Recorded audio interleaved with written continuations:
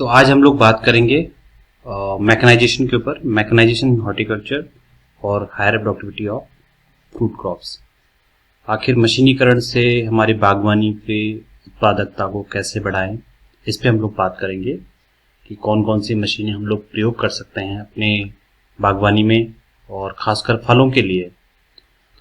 तो इसमें हम लोग चर्चा करेंगे कि मैकेनाइजेशन क्या है, क्या क्या इसके उद्देश्य ऑब्जेक्टिव्स हैं, क्या पर्पज है, क्या बेनिफिट्स हैं, कौन कौन सी टेक्नोलॉजी डेवलप की गई है मैकेनाइजेशन के ऊपर, रोबोट्स का क्या रोल है, रोबोट्स में भी हॉर्टिकल्चर में रोबोट्स का यूज किया जा रहा है, कौन कौन सी स्कीम्स हैं जो गवर्नमेंट ऑफ इंडिया ने प्रमोट करी है मैकेनाइजेशन इन हॉर्टिकल्चर के ऊपर, क्या कंस्ट्रेंट्स हैं हॉर्टिकल्चरल मैकेनाइजेशन के ऊपर, कुछ पॉलिसीज डेवलप की गई हैं फार्म मैकेनाइजेशन के ऊपर, उसमें लोग बात करेंगे, क्या फ्यूचर स्ट्रेटेजी रह सकती है और लास्ट में इसका क्या कंक्लूजन है।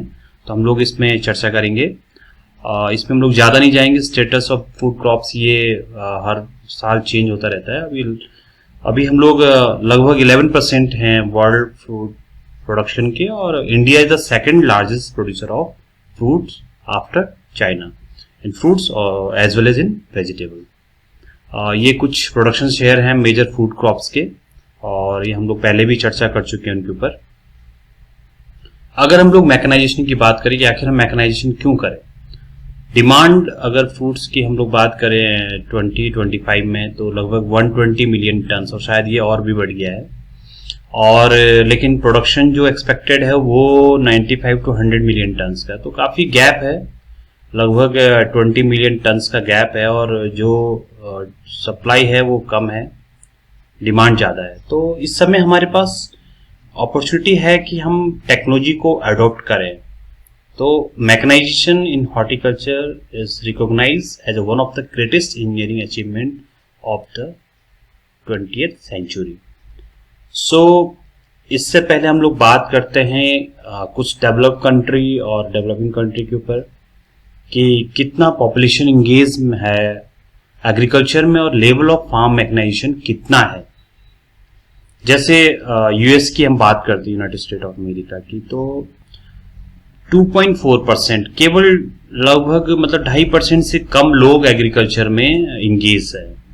पॉपुलेशन जो है उसकी वो 2.4% ही एग्रीकल्चर वहां पे करते हैं, और मैकेनाइजेशन का लेवल उनका 95% है। वैसे यूरोपियन कंट्रीज का है 4% से कम लोग इंगेज है एग्रीकल्चर में, और 95% उसमें मैकेनाइजेशन है। चाइना 57% है, और रूस की हम लोग बात करें तो 14% और 80% उसका मैकेनाइजेशन है। जबकि हम इंडिया की बात करें तो इंडिया का जो पॉपुलेशन इंगेजमेंट है वो लगभग 55%, मोर देन 50% लोग इसमें एग्रीकल्चर में इंगेज है, और मैकेनाइजेशन केवल 40% है। तो ये एक अपने आप में सोचने वाली बात है, और काफी स्कोप है। मतलब अभी इंडिया में मैकेनाइजेशन अफ्रीका के बाद सबसे कम है। तो ये अपने आप में एक अभी हमारे पास एक बहुत बड़े मैकेनाइजेशन के लिए बहुत बड़ा एक अपॉर्चुनिटी है कि हम इस टेक्नोलॉजी को अडॉप्ट करें और मैकेनाइजेशन से अपनी जो प्रोडक्टिविटी है उसको बढ़ाएं। तो बहुत सारे डेफिनेशंस दी गई हैं बहुत सारे साइंटिस्ट के द्वारा कि भाई मैकेनाइजेशन होता क्या है। जैसे स्टार्के ने कहा था कि ये as a development and introduction of mechanized assistance of all forms and at any level of sophistication in agriculture production to improve human efficiency, timeliness of operation, labour involvement. ऐसे क्लार्क ने कहा कि mechanization is generally used as an overall description of the application of agriculture inputs to production, processing and storage of farm products. So these are some objectives of mechanization, like minimization of production cost, optimization of product quality and protection of workplace and environment, and minimization of farm production flexibility. अब हम लोग purpose की बात करते हैं कि mechanisation का क्या पर्पज है। तो जैसे मैकेनाइजेशन के कुछ इंपॉर्टेंट पर्पज, जैसे लेबर प्रोडक्टिविटी को कैसे बढ़ाएं। अगर हम किसी लेबर को कोई मशीन दे देते हैं तो उसकी प्रोडक्टिविटी क्या है, बढ़ जाएगी, ठीक है ना। दूसरा लैंड प्रोडक्टिविटी, अगर हम मैकेनाइजेशन को उस लैंड में हम लोग मैकेनाइजेशन करते हैं तो जाहिर सी बात है कि जो एग्जिस्टिंग लैंड है उससे ज्यादा प्रोडक्शन होगा, तो लैंड प्रोडक्टिविटी बढ़ेगी तो हमारी ओवरऑल जो प्रोडक्टिविटी है वो भी बढ़ जाएगी, जो प्रोडक्शन का जो प्रोडक्शन इंक्रीज हो जाएगा और जो कॉस्ट ऑफ प्रोडक्शन है वो कम हो जाएगा, क्योंकि लेबर सेविंग हो जाएगा। तो जो भी ड्राफ्ट एनिमल्स और लेबर हम लोग यूज करते हैं उसकी जगह हम अगर मशीनें यूज करते हैं तो उससे प्रोडक्शन कॉस्ट कम हो जाएगा। वन टाइम इन्वेस्टमेंट है और उसके बाद हम लोग फायदा ले सकते हैं। बेनिफिट्स जैसे मैंने पहले बात की, improvement in crop yield per hectare and quality, productivity बढ़ेगी तो और क्वालिटी भी बढ़ती है। बैरन लैंड हमारे कम हो जाएंगे, अनप्रोडक्टिव लैंड कम हो जाएंगे। मैकेनाइजेशन होगा तो हम मैक्सिमम लैंड को कवर करने की कोशिश करेंगे। Possibility of raising new crops which were not initially possible, mechanization होगा तो हम कुछ नई फसलों को भी हम ग्रो कर सकते हैं, इंट्रोड्यूस कर सकते हैं। और टाइमलाइंस ऑफ फार्मिंग ऑपरेशंस, इसमें हम इंप्रूव कर सकते हैं। अगर जनरली क्या होता है कई बार कि हमारे पास एनिमल नहीं है या लेबर नहीं है, उस वजह से सोइंग डिले हो जाती है, हार्वेस्टिंग डिले हो जाती है, तो जो उसकी टाइमलाइन होती है हमारी वो फार्मिंग ऑपरेशन की, वो अगर हमारे पास मशीन होगी तो वो इंप्रूव हो जाएगी और टाइमली और सुटेबल कंडीशन में ही हम इसको कर सकते हैं ऑपरेशंस को। डेवलप्ड कंट्री में एग्रीकल्चर में जो वर्कर्स हैं वो 5% से भी कम है, जबकि जो डेवलपिंग कंट्रीज है उनमें 40 to 70% क्या है वर्कर्स हैं। तो mechanization is providing human with machinery that assist them with the muscular requirement of work और डिस्प्लेस मस्कुलर वर्क। तो मैकेनाइजेशन एक बहुत इंपॉर्टेंट चीज है और खासकर हॉर्टिकल्चर में अगर हम लोग बात करें तो ये ऑपरेशंस लाइक जैसे पिट डिगिंग में, इरिगेशन में, प्लांटिंग में, ट्रेनिंग एंड प्रूनिंग बहुत इंपॉर्टेंट एस्पेक्ट होता है फ्रूट के केस में, तो इसमें हम लोग इसका मैकेनाइजेशन को मैक्सिमम यूज कर सकते हैं। फर्टिलाइजर एप्लीकेशन में, प्लांट प्रोटेक्शन में एंड हार्वेस्टिंग अपने आप में एक बहुत इंपॉर्टेंट ऑपरेशन होता है, उसमें भी हम लोग मैकेनाइजेशन को यूज कर सकते हैं। सो अब हम लोग बात करते हैं कुछ टेक्नोलॉजी क्या क्या डेवलप हुई है मैकेनाइजेशन इन हॉर्टिकल्चर इंडिया में। खासकर इंडिया में ये काफी पहले डेवलप किया गया था आईसीआर सीफेड द्वारा। Power tiller operated auger digger है और इसकी जो कैपेसिटी है ये लगभग 25 से 30 पिट्स जो डिग है वो 1 घंटे में डिगिंग कर लेता है पिट्स को। और जनरली जो इसकी कॉस्ट है वो अब तो शायद थोड़ा बढ़ गई है, लेकिन इसमें 20,000 बताया गया था और ऑपरेटिंग कॉस्ट जो आएगी उसकी 121 रुपीज पर आवर। जबकि जैसे 1 घंटे में 25 से 30 पिट ये बना लेता है। अगर हम लोग बात करें मैनुअली तो मेरे ख्याल से एक अगर हम लेबर करते हैं तो 4 to 5 पिट से ही पूरे 8 घंटे में बना पाता है। तो ऐसे ही हम लोग पावर टिलर ऑपरेटेड एक और डेवलप किया गया TNU द्वारा, इसमें इसकी कैपेसिटी थोड़ा ज्यादा है, 40 to 50 होल्स पर आवर। तो ये काफी अच्छा है और इससे हमारा saving cost and time when compare to manual digging of holes. और it can reach spots where tractor entry is difficult, खासकर जहां पर ट्रैक्टर नहीं जाते तो वहां पर ये पावर टिलर जाके होल कर सकता है, तो ये अच्छा है। इसके अलावा ट्रैक्टर ऑपरेटेड, ये तो खैर यूज होता ही है, ट्रैक्टर ऑपरेटेड पावर डिगर है, पोस्ट होल डिगर है और इसकी तो काफी अच्छी एफिशिएंसी है और ये फास्टेस्ट मेथड है। 60 to 70 पिट्स per hour, more than 70, और डेप्थ काफी गहरी हो सकती है 5.5 फीट तक भी, depending upon the soil property. तो काफी गहरे गहरे गड्ढे भी इसमें बना सकते हैं। तो ये पोस्ट होल डिगर काफी यूजफुल है प्लांटेशन में और खासकर फेंसिंग के लिए भी। ये बहुत जगह यूज किया जाता है। लिफ्टर जनरली जो बड़े ऑर्चर्ड होते हैं उनकी प्रूनिंग वगैरह के लिए या ट्रेनिंग के लिए। आजकल इलेक्ट्रिसिटी डिपार्टमेंट वाले इसको काफी यूज करते हैं अपने पोल के लिए। तो ये सेल्फ प्रॉपर मल्टीपर्पज लिफ्टर है ऑर्चर्ड ऑपरेशन के लिए। तो ये ICRCI भोपाल द्वारा डेवलप किया गया है और ये भी काफी अच्छा एक मशीन है। इसके अलावा ये लीची पिलर, लीची को पील करना अपने आप में एक वेरी टीडियस जॉब। तो इसमें इसका जो कैपेसिटी है वो 60 kg पर आवर है, काफी ज्यादा है। मतलब 60 केजी लीची को ये छील के अलग कर देगा इसके छिलके। और ये ICR सीफिट अबोर्ड द्वारा डेवलप किया गया है। मशीन की जो एफिशिएंसी 96% है और जो लॉस होता है पल्प का केवल 4% है। जनरली मैनुअली अगर हम लोग पल्प जो पील करते हैं तो इसमें लॉस ज़्यादा हो जाता है, जबकि मशीन द्वारा एफिशिएंसी भी ज़्यादा है और लॉस भी कम होता है। कुछ डिह्यूमिडिफायर ड्रायर है। ड्रायर भी बहुत इंपॉर्टेंट होते हैं क्योंकि जनरली जो ये micro processor based temperature controller है जो ड्राइंग टेम्परेचर को कंट्रोल करता है, रेगुलेट करता है।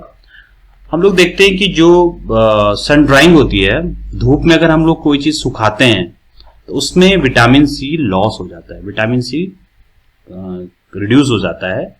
और जैसे ब्लेंस्ड आंवला है, आंवले को हम लोग जैसे अगर हम धूप में सुखाते हैं तो उसमें 87% विटामिन सी लॉस हो जाता है। वैसे ही बहुत सारे फ्रूट्स वेजिटेबल्स में जो भी विटामिन्स होते हैं वो हमारे लॉस हो सकते हैं। तो ये एक अच्छा वो है। और इसमें आप मेडिसिनल हर्ब्स को भी, लीफ क्रॉप्स, इनको आप ड्राई कर सकते हैं। तो इसका जो कैपेसिटी है वो लगभग एक बैच में आप 30 केजी तक को ड्राई कर सकते हैं। तो ड्रायर बहुत अच्छा है। जैसे एप्पल में भी आप कर सकते हैं, एप्पल के जो सुक्ता बनाए जाते हैं उसको भी आप ड्राई कर सकते हैं इसमें, और उसमें लॉस नहीं होगा, न्यूट्रिएंट लॉस नहीं होगा। खासकर विटामिन सी का लॉस ज़्यादा होता है सन ड्राइंग में। तो ये एक बहुत अच्छा एक मशीन है। इसके अलावा सीताफल पीलिंग मशीन है। ये जनरली जहाँ पर सीताफल होता है, सीताफल को पील करना अपने आप में एक टफ जॉब है, तो इसके लिए भी ये है। और ये इसकी कैपेसिटी 120 केजी पर आवर है। इसके अलावा मैच्योरिटी इंडिसेस, जैसे मैच्योरिटी जो मैंगो की होती है उसको डिटर्मिनेशन के लिए एक मशीन बनाई गई, सेंसर बेस्ड है। और इस प्रकार की मशीन आजकल काफ़ी बनाई जा रही हैं। बहुत सारी कंपनीज भी, बहुत सारी स्टार्टअप इसमें इस टाइप की मशीन डेवलप कर रही हैं। अभी एप्पल के लिए भी एक कंपनी ने डेवलप किया है जो एप्पल की मैच्योरिटी बता देगा, लेकिन उसमें आपको हार्वेस्ट करके चेक करना पड़ता है। इसमें यह है कि आपको हार्वेस्ट नहीं करना है और मैंगो मतलब ऑर्चर्ड में जाके मशीन को आप फल के साथ रख देंगे, बगल में इसको स्कैन कर देंगे तो वो बता देगा आपके कि मैंगो मैच्योर है कि नहीं है। और 1 घंटे में लगभग आप 100 मैंगोज को आप इसकी मैच्योरिटी को डिटरमाइन कर सकते हैं। जनरली वैसे जो हम लोग इंडिया में जो ट्रेडिशनल मेथड है मैंगो मैच्योरिटी इंडिसेस का, वो टपका सिस्टम है कि भाई अगर एक फल आपके बगीचे में गिर गया, तो पका हुआ फल गिर गया, तो समझ लीजिए कि बगीचे में आम पक गया है। इस प्रकार के सेंसर बेस्ड हैं और ये भी आप यूज कर सकते हैं। फ्रूट सेविंग गैजेट्स हैं। जनरली हार्वेस्टिंग के टाइम में जब हम लोग प्लकिंग करते हैं फ्रूट्स को, तो जब नीचे गिरता है तो वो खराब हो जाता है। तो इस टाइप के गैजेट्स को भी यूज कर सकते हैं जो प्रॉपरली फ्रूट्स को जब हम लोग करेंगे कलेक्ट करता है, और एक कलेक्ट करने के बाद फिर बॉक्स में ये ग्रेडिंग भी कर देता है। अलग अलग बॉक्स में ग्रेडिंग साइज बेस में कर लेता है। तो ये फ्रूट सेविंग गैजेट से IIHR द्वारा बनाया गया और ये ग्रेड भी करेगा और कलेक्ट भी करेगा। इसमें फ्रूट्स के डैमेज होने के चांस, फल डैमेज होने के चांस कम रहते हैं। बनाना कॉम्ब और हैंड कटर। बनाना में जनरली जो बंच होता है तो उस बंच को निकालने में प्रॉब्लम होती है, तो ये कि बनाना कॉम्ब हैंड कटर बनाया गया है। बहुत छोटा सा एक वो है और ये जो कटिंग करता है बनाना के जो बंचेस को, तो एक अच्छा सा एक छोटा सा इक्विपमेंट है। ये भी IIHR द्वारा डेवलप किया गया है। एक पोमेग्रेनेट को जो एरिल होता है उससे एक्सट्रैक्ट करने में भी काफ़ी दिक्कत आती है। तो एक तो हैंड टूल है जिसमें इसमें अनार को अंदर रख देते हैं उसके दोनों उसमें, और उसको फिर रोटेट किया जाता है और उससे ये एरिल जो है उसका वो एक्सट्रैक्ट हो जाता है। इसकी कैपेसिटी लगभग 10 किलो पर आवर है। 1 घंटे में लगभग 10 किलो निकल जाता है। ये सीफेड द्वारा बनाया गया है। और इसके अलावा ये मैकेनिकल एरिल एक्सट्रैक्टर है। ये भी सीफेड अबोहर द्वारा बनाया गया है, लेकिन इसकी जो कैपेसिटी है वो काफ़ी ज़्यादा है, 5 क्विंटल है, जबकि जो हैंड टूल की थी वो केवल 10 किलो है। तो काफ़ी अच्छा है। वॉशिंग मशीन है, fruit and vegetable washing machine, और जनरली बहुत सारे फ्रूट्स में केमिकल्स के दाग रहते हैं या फिर डस्ट वगैरह रहता है, तो उसके लिए ये काफ़ी अच्छा है। और वॉशेबल फ्रूट और वेजिटेबल्स के मार्केट में काफ़ी अच्छी डिमांड होती है, तो इसकी कैपेसिटी लगभग 100 to 200 kg पर आ रहा है। इसके अलावा फ्रूट राइपनिंग चैम्बर्स हैं। बहुत सारे फ्रूट्स जो हम लोगों को प्री हार्वेस्ट करना पड़ता है मैच्योरिटी से पहले, तो उसमें आप राइपनिंग चैम्बर में रख के, जैसे बनाना है, पपाया है, इनको, केला और पपीते को आप इसमें राइपनिंग चैम्बर में रख सकते हैं और उसको पका सकते हैं। ये फ्रूट हार्वेस्टर्स हैं, छोटे छोटे फ्रूट हार्वेस्टर्स हैं, मैंगो के लिए, लाइम के लिए, सपोटा के लिए।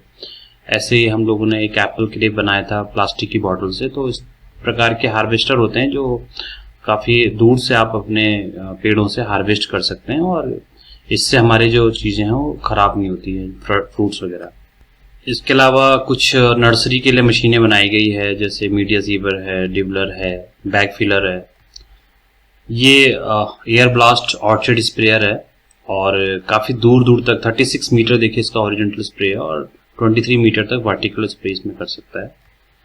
ये ट्रैक्टर ऑपरेटेड है ऑर्चर्ड स्प्रेयर। बड़े बड़े बगीचों में आप इससे स्प्रे कर सकते हैं।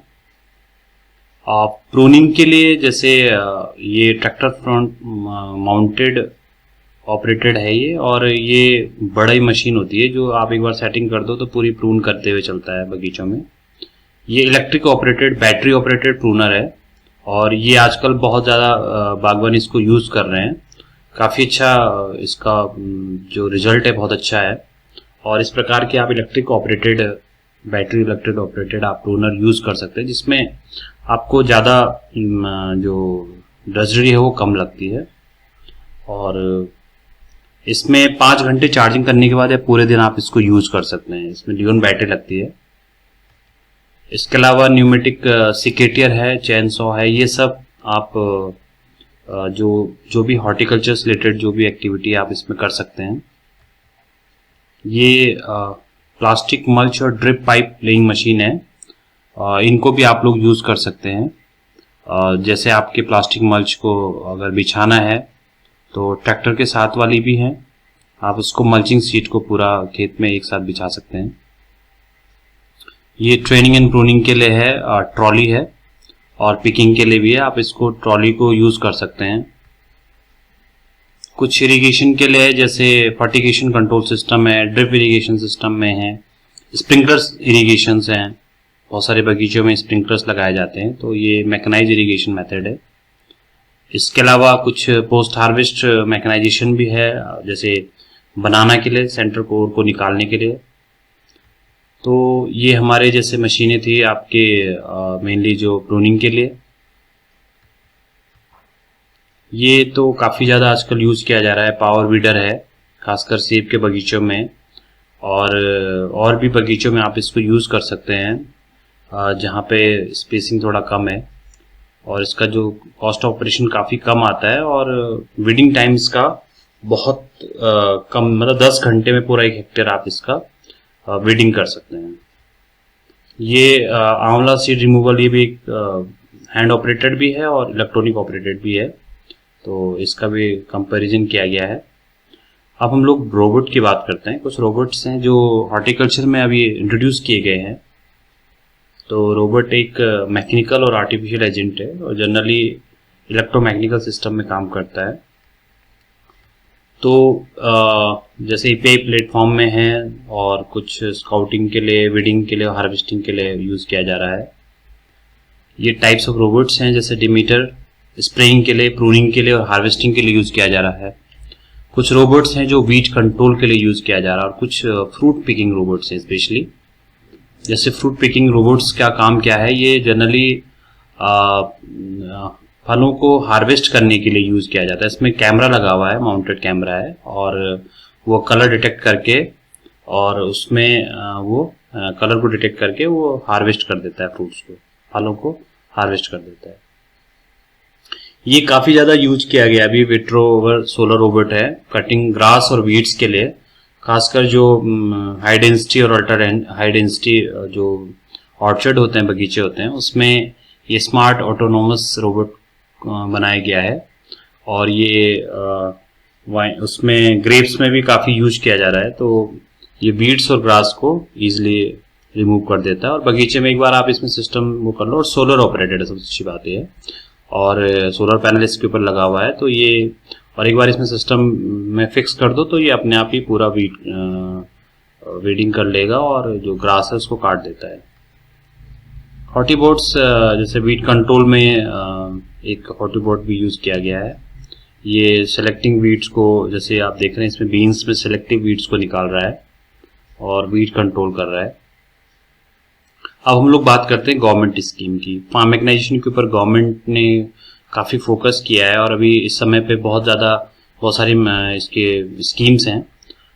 जैसे हम लोग नेशनल हॉर्टिकल्चर बोर्ड की बात करते हैं, तो नेशनल हॉर्टिकल्चर बोर्ड ने भी जो हॉर्टिकल्चर जो मेनली मशीन और टूल्स के लिए, इसमें ट्रैक्टर में, चाहे पावर टिलर में या और भी मशीनों में काफ़ी इसमें असिस्टेंस दिया गया है। और इसके अलावा मिशन ऑन फार्म मैकेनाइजेशन के अंदर भी 50% तक की इसकी लिमिट दी गई है। इसके अलावा जो हम लोग बात कर रहे थे फार्म मैकेनाइजेशन, इसके अलावा SMEM एक मिशन है और स्टेट इसको रन कर रहा है। डिस्ट्रिक्ट एग्रीकल्चर ऑफिसर्स के थ्रू आप अगर आप फार्म मैकेनाइजेशन करना चाह रहे हैं, तो मशीनों को अगर आप लोग खरीदना चाहते हैं, तो उसमें 80% तक की सब्सिडी है। उसमें 50% स्टेट सब्सिडी है और 50% सेंट्रल सब्सिडी है और 30% स्टेट सब्सिडी है, तो 80% तक आपको इसमें सब्सिडी मिल जाती है। सपोज करिए आप 10 लाख तक की कोई मशीनें खरीदते हैं और वो भी एक ग्रुप या सेल्फ हेल्प ग्रुप या फार्म प्रोड्यूसर ऑर्गेनाइजेशन, FPOs खासकर उनको दिया जाता है। तो इसमें आप अगर 10 लाख तक का कोई सामान लेते हैं तो आपको 8 लाख की सब्सिडी मिलेगी। तो आप नज़दीकी कृषि विभाग और मुख्य कृषि अधिकारी से संपर्क करके आप इस योजना का फायदा ले सकते हैं SMEM के अंतर्गत। अब मेरे ख्याल से इसमें कुछ कम कर दिया लिमिट, पहले 10 लाख की थी, अब 5 लाख तक के भी सामान आप मशीनें आप ले सकते हैं, जिसमें 4 लाख तक की आपको सब्सिडी मिलेगी। और ये इंडिविजुअल को नहीं मिलेगी, ये सेल्फ हेल्प ग्रुप्स या FPOs को मिलेगी। ये इसमें एक इम्पॉर्टेंट फीचर है। प्लानिंग कमीशन ने इसके ऊपर हॉर्टिकल्चर एंड प्लांटेशन क्रॉप के national mission on farm mechanization को इंक्रीज करें फार्म मैकेनाइजेशन को, और ये 5 ईयर प्लान में भी दिया गया था सबमिशन में कि मैकेनाइजेशन को प्रमोट किया जाए। मैकेनाइजेशन को स्पेशली प्रोडक्टिविटी को बढ़ाने के लिए विलेज लेवल पे इसको किया जाए और मैकेनाइजेशन को प्रमोट किया जाए। कुछ कॉन्स्टेंट्स हैं हमारे हॉर्टिकल्चर मैकेनाइजेशन के ऊपर। जैसे सबसे बड़ी बात तो यह है कि हमारे जो फार्मर्स हैं उनके इन्वेस्टमेंट कैपेसिटी बहुत कम है।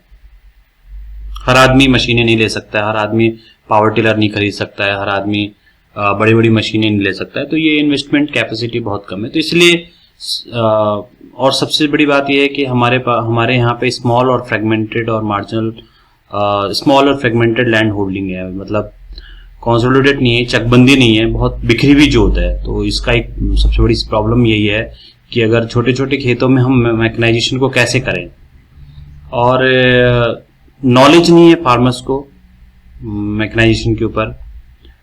और इसमें हर एग्रो क्लाइमेटिक जोन की रिक्वायरमेंट और इक्विपमेंट की अलग अलग होती है। शॉर्टेज है पावर की, डीजल की, और महंगा भी है डीजल।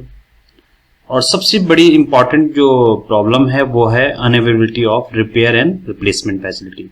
एक बार हम मशीन तो खरीद लेते हैं लेकिन उसकी रिपेयरिंग की फैसिलिटी नहीं हो पाती है या रिप्लेसमेंट फैसिलिटी नहीं है, रिपेयरिंग सेंटर नहीं है। मशीनें ले ली और उसके बाद आपका अगर एक बार भी कुछ खराब हो गया, एक छोटा सा नट भी अगर खराब हो गया, तो उसको चेंज करने के लिए आपके पास कोई रिपेयरिंग सेंटर नहीं है। तो ये बहुत बड़ी समस्याएं हैं कुछ हमारे मैकेनाइजेशन के ऊपर, तो ये भी एक बहुत इंपॉर्टेंट फीचर है। इसके ऊपर कुछ सजेशंस दिए गए हैं, जैसे hand tool technology marginal small farmer के लिए दिया जा सकता है, और मैकेनिकल पावर टेक्नोलॉजी को लार्ज स्केल डेमोन्स्ट्रेशन जो फार्मर्स फील्ड पे दिया जाए। और सबसे इंपॉर्टेंट है development of custom hiring services. अगर हम सेल्फ हेल्प ग्रुप्स और कोऑपरेटिव्स को जैसे अभी किया भी जा रहा है, FPOs और सेल्फ हेल्प ग्रुप को दिया जा रहा है, तो ये कस्टम हायरिंग सर्विस के थ्रू ही दिया जा रहा है। तो ये एक अच्छा कॉन्सेप्ट है। अगर कस्टम हायरिंग सेंटर के थ्रू हम लोग मशीनों को देते हैं, तो ये बाकी लोग जो सेल्फ हेल्प ग्रुप और उसके अलावा जो विलेज के और लोग हैं, तो वो उनसे किराए बेसिस पे, रेंट बेसिस पे उनसे मशीनें ले सकते हैं। इसके अलावा कुछ रिपेयर फैसिलिटी भी क्रिएट की जाए। क्रिएशन किया जाए, जो फैसिलिटीज हैं उसको रिपेयर कर रहे, और उसके अलावा हॉर्टिकल्चर इंजीनियरिंग पैकेज जो डेवलप की जाए। इसके अलावा कुछ पॉलिसीज हैं फार्म मैकेनाइजेशन के ऊपर, mechanization and automation in horticulture, इस पे काफी ज्यादा बात हुई है और काफी फोकस किया जा रहा है इसमें। तो हमारी कुछ स्ट्रेटेजी रहेगी कि भाई जो कस्टम हायरिंग है उसको इनकरेज किया जाए और कोऑपरेटिव मैनेजमेंट और किया जाए उसका फार्मिंग मशीनरी का, कुछ क्वालिटी स्टैंडर्डाइज किया जाए, और ट्रेनिंग्स इंपॉर्टेंट है, ट्रेनिंग जरूर दी जाए इसमें कि कैसे इसको ऑपरेट किया जाए। तो ये कुछ चीज़ें हैं। और तो फाइनली हम लोग यही कहेंगे कि जो मैकेनाइजेशन है ये ड्रेजरी को कम करता है, बहुत इम्पॉर्टेंट है और हेल्पफुल है इम्प्रूवमेंट और प्रोडक्शन और इंक्रीज प्रॉफिटेबिलिटी पे। और इसके अलावा फार्म मैकेनाइजेशन एम्प्लॉयमेंट अपॉर्चुनिटी भी दे रहा है, खासकर स्किल्ड लेबर के लिए।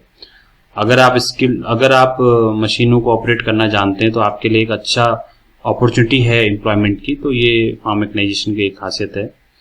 और इसके अलावा क्रॉपिंग इंटेंसिटी को तो बढ़ा ही रहा है, लेबर प्रोडक्टिविटी को बढ़ा रहा है, प्रिसीजन यूटिलाइजेशन है बहुत सारे वेरियस क्रॉप्स के इनपुट्स की, और सबसे बड़ी बात है कि जो लॉसेस है वो कम होगा, जो क्रॉप प्रोडक्शन में जो डिफरेंट स्टेजेस है उसमें लॉसेस कम होगा। So there is a great endeavour needed to increase the productivity of fruit crops and reduce the drudgery through mechanisation in horticulture. तो थैंक यू वेरी मच। आपको ये lecture कैसा लगा आप जरूर इसका कमेंट बॉक्स में जाके कमेंट करें, और अगर आपकी कुछ क्वेरीज हैं तो आप उसमें पूछ सकते हैं, और भी किसी टॉपिक पे अगर आपको इस प्रकार के लेक्चर चाहिए तो आप बता सकते हैं। Thank you very much.